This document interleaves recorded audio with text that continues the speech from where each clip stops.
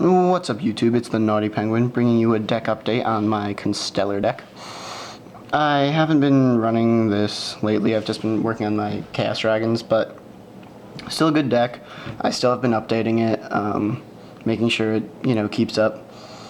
So, someone actually was asking about maybe an updated deck profile, so I figured, I'll do it for them. Not going to give names, but yeah.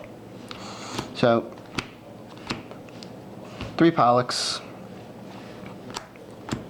3 Chaos, 3 Sombre. Best 9 Constellar cards. Yeah.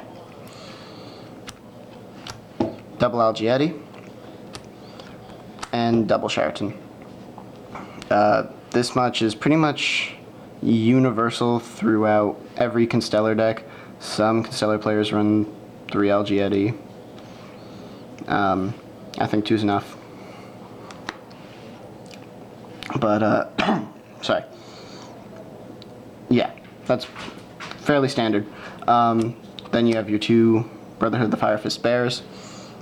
Get your tankies, search your houses, or use tanky search this and blow up a monster. It pretty much makes sure your tankies are always live. Honest, it's a light-based deck. There's no reason you shouldn't be running it. And then I'm still main decking the 2 Maxis.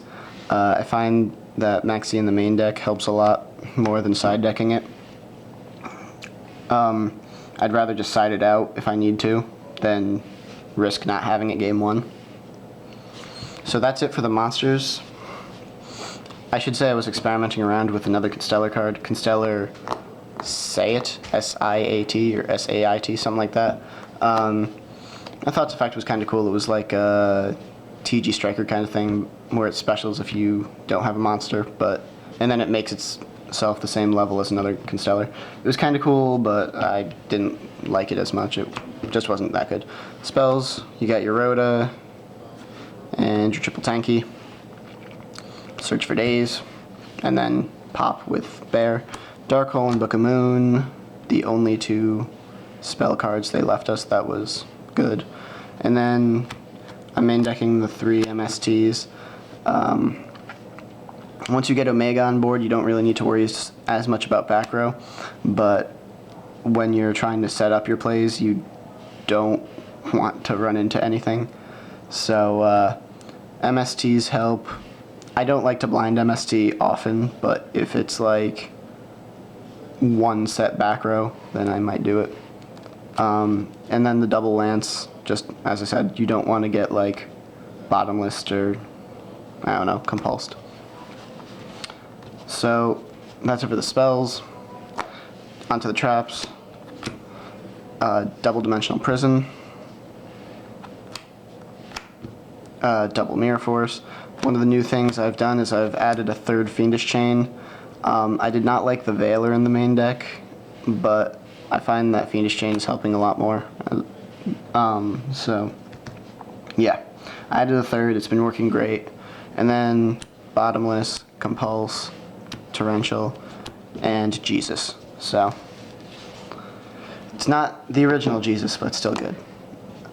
That's it for the main deck. A few changes, not as drastic ones, mostly just adding the 3rd MST and the 3rd Fiendish Chain. I'll do the extra really quick. Steel Swarm Roach. I've been playing this card over Mastroke, which I actually happen to have right over here, but I took out Mastroke for another card, which I'll get to later.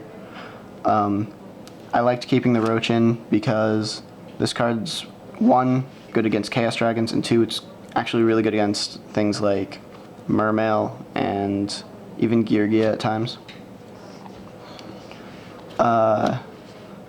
Paladynamo, because that card is just too good not to run. Diamond Direwolf, just kind of need to run it. You can actually tribute off Sheratons and stuff like that if you need to. Cowboy for Cowboy. Corn, because this deck, not that it really has a terribly difficult time getting around Zen mains, but it helps. And then, as for Constellars, you run the one Precept. I don't really go into this as much. I've gone into it a few times and it's helped. It's pretty much if you just need to beat over something. Double Omega,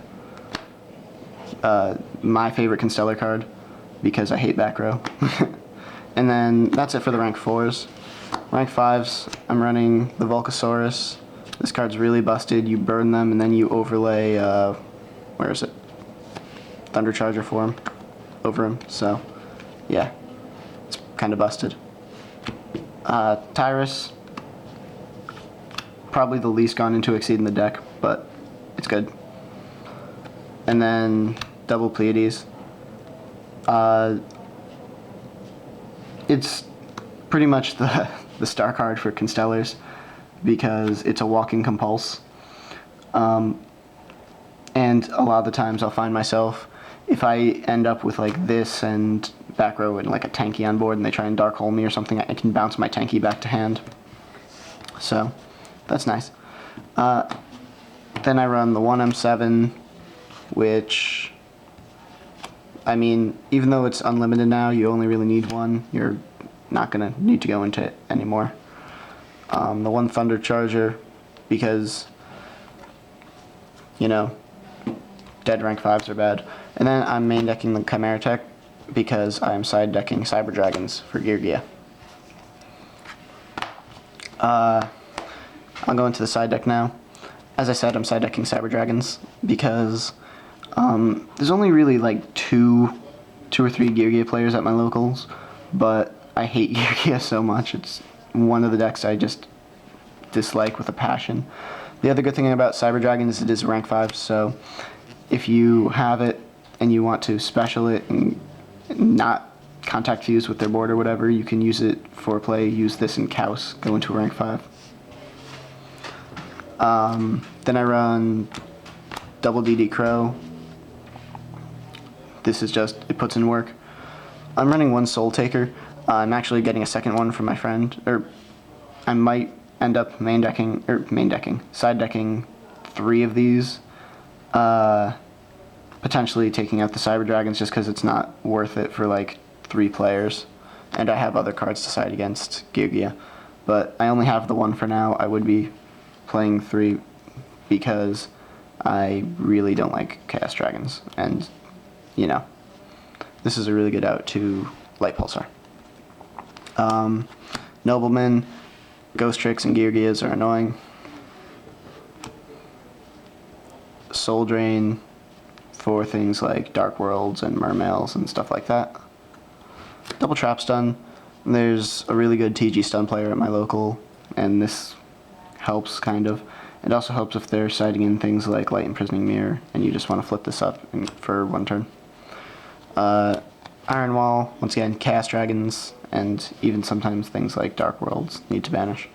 And then last but not least, I'm going with the 3 Shadow Imprisoning Mirrors. The one deck that I'm not really siding heavily against, which I'm going to need to start doing, is Boojins. The only thing I can really side against them is maybe the Iron Walls and the Crows. But in all honesty, the Boojin matchup for me isn't terrible, so I don't feel a need to side against it. If I were to add anything to the side deck, it would, for specifically against Boojins, would be Snowman Eaters, because they are just annoying as hell. I know, I played Boojin. So that's it for the deck.